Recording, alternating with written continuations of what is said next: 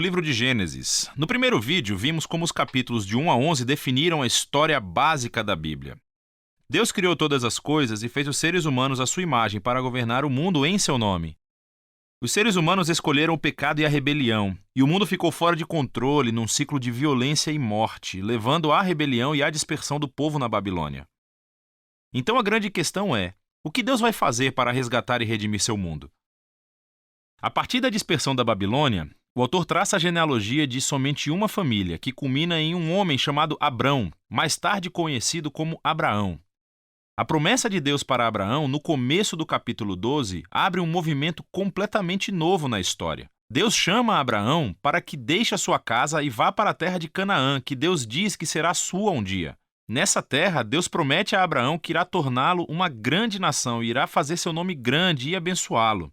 Essas promessas estão ligadas a partes anteriores do livro. A Babilônia, de forma arrogante, tentou buscar a sua própria fama e isso não terminou muito bem.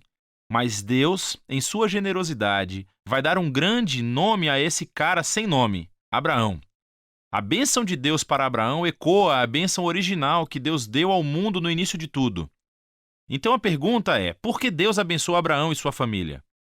A última frase da promessa de Deus deixa isso claro: para que todas as famílias da terra encontrem a bênção de Deus por meio de você. Isso é um ponto-chave para entender todo o resto da história bíblica. O plano de Deus é salvar e abençoar o seu mundo rebelde por meio da família de Abraão. Por isso que todo o resto da história do Antigo Testamento se concentra somente nessa família, chamada o povo de Israel. Por isso que Israel mais tarde será chamado o reino dos sacerdotes do Monte Sinai. Deus quer usá-los para mostrar a todas as outras nações como Ele é. No fim, essa é a promessa realçada pelos profetas bíblicos e poetas que aparecem mais tarde, que dizem que o seu cumprimento virá por meio do rei messiânico de Israel, cujo mandato trará justiça e paz a todas as nações. Mas nesse ponto da história, nada disso está claro. Você tem que continuar lendo e ver como a promessa se desenvolve. O resto do livro concentra-se em Abraão e sua família. Primeiro no próprio Abraão, depois no seu filho Isaque, depois no seu filho Jacó e finalmente nos 12 filhos de Jacó. Essas histórias de cada geração são unidas por dois temas principais. Primeiro, cada geração da família de Abraão é marcada pelos mesmos erros. Eles continuam fazendo péssimas decisões que destroem as suas vidas e arriscam a promessa de Deus. Contudo, Deus permanece fiel a eles. Ele continua salvando-os dos seus próprios erros e reafirmando o seu compromisso de abençoá-los e abençoar as nações por meio deles, apesar de suas falhas. As histórias de Abraão.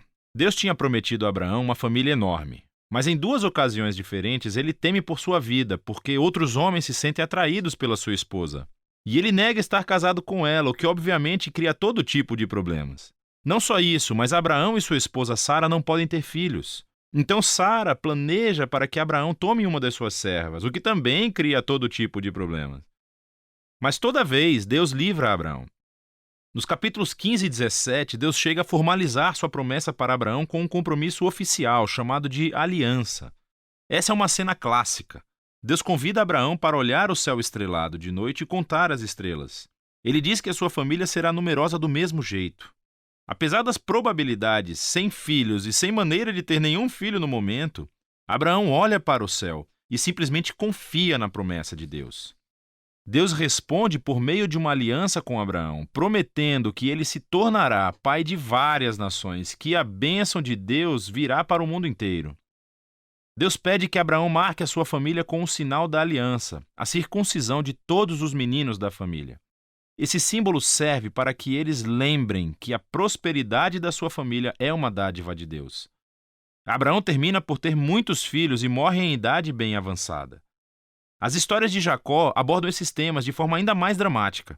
A partir do seu nascimento, Jacó faz jus ao seu nome, que significa enganador. Ele engana seu irmão Esaú, tomando a sua herança e a sua bênção.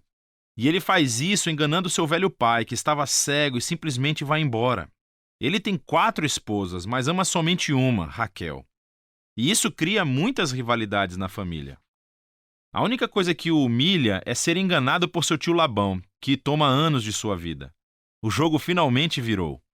Um Jacó humilhado regressa à sua terra natal. Em uma história muito estranha, Jacó acaba lutando com Deus e exige que Deus o abençoe. Algumas coisas nunca mudam, não é? Contudo, Deus honra a sua determinação e passa a bênção de Abraão para Jacó. Deus muda o nome de Jacó para Israel, que significa aquele que luta com Deus. É nessa última parte do livro, da história dos filhos de Jacó, que todos os temas convergem num ponto comum. Jacó ama o seu penúltimo filho, José, mais do que qualquer outro, e lhe dá um casaco especial. Os 10 filhos mais velhos passam a odiar José. Eles sequestram-no e planejam matá-lo. Mas em vez disso, eles decidem simplesmente vendê-lo como escravo para o Egito, onde ele termina na prisão. Isso é que é um fracasso de família. Mas Deus está com José. Ele